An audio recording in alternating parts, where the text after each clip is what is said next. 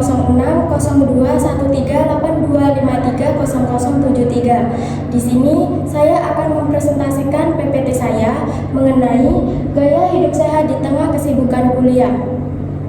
Baik, kita sebagai seorang mahasiswa tentu seringkali menghadapi berbagai tuntutan, mulai dari tugas akademik, aktivitas organisasi, hingga tekanan sosial. Dalam situasi seperti ini, menjaga gaya hidup sehat tentu sangat penting agar kita tetap berenergi, fokus, dan tetap stabil secara emosional. Namun, sayangnya masih banyak mahasiswa yang mengabaikan kebutuhan dasar pada tubuh dan pikiran mereka sendiri. Kemudian pada slide selanjutnya ada realita kesibukan mahasiswa. Yang pertama ada tantangan mahasiswa.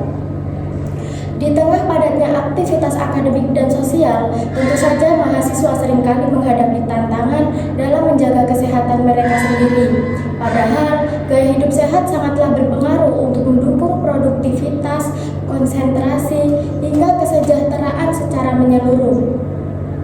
Kemudian ada pentingnya gaya hidup sehat.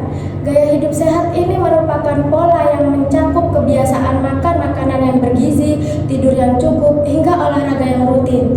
Kemudian yang ketiga ada dampak pada prestasi dan keseharian.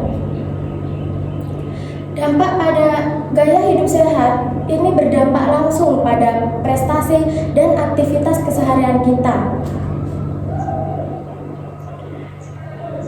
Menurut Henk Rieder dan Hogan, gaya hidup sehat adalah perilaku seseorang yang dilakukan baik secara sadar ataupun tidak yang berdampak langsung pada kesehatan. Gaya hidup sehat juga memiliki dampak positif dan negatif tergantung seseorang tersebut melakukannya. Kemudian ada indikator gaya hidup sehat. Yang pertama ada makanan dengan menu seimbang, yang artinya mengonsumsi makanan dengan mengkolaborasi antara vitamin, karbohidrat, mineral, protein, lemak, serat. Itu sangatlah penting untuk memenuhi gizi harian kita. Kemudian yang kedua ada olahraga secara teratur atau aktivitas fisik yang dilakukan secara rutin yang bermanfaat untuk meningkatkan kesehatan jantung dan meningkatkan kekuatan otot. Yang ketiga ada tidak merokok. Hindari rokok sangatlah penting untuk mencegah dari berbagai penyakit serius seperti kanker paru-paru dan penyakit jantung. Yang keempat, tidak mengonsumsi alkohol dan narkoba. Yang artinya jauhi alkohol dan narkoba untuk menjaga kesehatan mental dan fisik kita serta mencegah dari ketergantungan yang mengarah langsung pada penyakit serius seperti kerusakan hati, gangguan saraf, dan masalah psikologi. Kemudian selanjutnya ada istirahat yang cukup. Artinya tidur yang cukup dan berkualitas sangatlah berpengaruh untuk memulihkan energi pada tubuh kita. Kemudian yang terakhir ada mengelola stres. Mengelola stres dengan baik sangatlah penting untuk kesehatan fisik dan mental kita dengan memanajemen waktu seperti ada kalanya kita untuk berpikir dan ada kalanya kita untuk refreshing. Pada slide selanjutnya ada pola makan sehat. Yang pertama ada batasi asupan kalori, yaitu sesuaikan jumlah kalori dengan kebutuhan energi harian kita. Hindari makanan yang tinggi kalori seperti makanan cepat saji, makan makanan yang manis, hingga cemilan olahan, karena untuk mencegah penambahan berat badan yang tidak terkendali. Kemudian ada kontrol kolesterol. Artinya mengonsumsi makanan dengan rendah kolesterol dan untuk menghindari lemak jenuh dari daging berlemak sangatlah penting untuk menjaga kadar kolesterol kita agar tetap stabil. Kemudian ada hindari gula dan garam yang berlebih. Mengurangi makanan yang mengandung gula dan garam yang berlebih sangatlah penting untuk menjaga tekanan darah dan kadar gula darah agar tetap normal. Kemudian yang terakhir ada prinsip isi piringku. Nah, pada prinsip ini mengajarkan kita porsi makan yang ideal, yang artinya 50% itu berisi dari sayur dan buah, dan 50%-nya itu terdiri dari makanan pokok dan lauk pauk.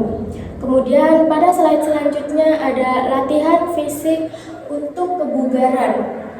Latihan fisik ini sangatlah penting untuk mempertahankan gaya hidup sehat, sehingga dapat meningkatkan daya tahan tubuh, memperkuat kekuatan fisik, serta mengurangi berbagai resiko penyakit seperti obesitas, diabetes, hingga penyakit jantung.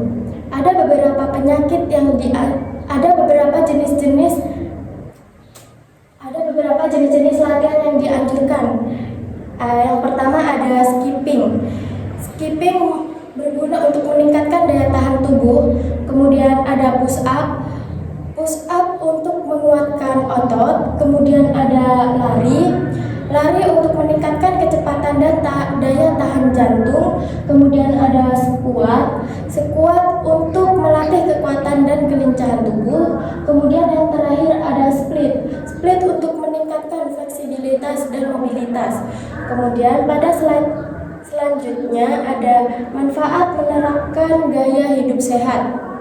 Gaya hidup sehat yang kita terapkan sehari-hari memiliki efek yang signifikan terhadap kesehatan jangka pendek dan jangka panjang. Juga mempengaruhi kualitas hidup individu, dan gaya hidup sehat juga memiliki efek yang baik, diantaranya ada mencegah dan menangani penyakit diabetes. Kemudian yang kedua, untuk menurunkan resiko terjadinya penyakit jantung. Kemudian yang ketiga, mencegah berbagai penyakit kronis. Kemudian yang keempat, menurunkan angka kematian. Kemudian yang kelima, meningkatkan kebugaran tubuh dan kualitas hidup. Kemudian yang keenam, meningkatkan kebugaran tubuh dan kualitas hidup. Kemudian yang selanjutnya ada kesimpulan. Gaya hidup sehat adalah kunci untuk mencapai kesuksesan akademik dengan menerapkan pola makan makanan yang seimbang, rutin berolahraga, tidur yang cukup, hingga menjaga mental dan fisik kita. Maka mahasiswa akan dapat menghadapi tantangan di kampus dengan lebih baik. Investasi kesehatan hari ini akan bermanfaat untuk jangka panjang dan masa depan. Sekian dari saya akhiri. Wabillahi taufiq wal hidayah. Wassalamualaikum warahmatullahi wabarakatuh.